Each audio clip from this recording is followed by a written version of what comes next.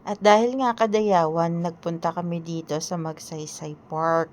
Dito namin natagpuan itong mga t-shirt na 'to na may mga design at ang nakalagay ay Kadayawan.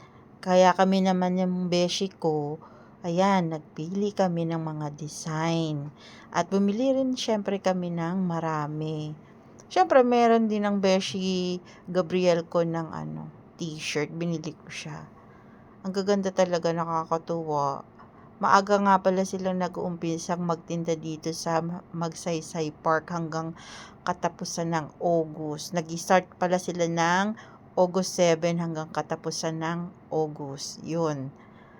Marami kayong pagpipilian. Hindi lang mga t-shirt, may mga tanim din silang tinda dito at marami pang iba. Kaya next year, sa mga hindi pa nakakarating sa Davao at gustong pumunta, August punta kayo.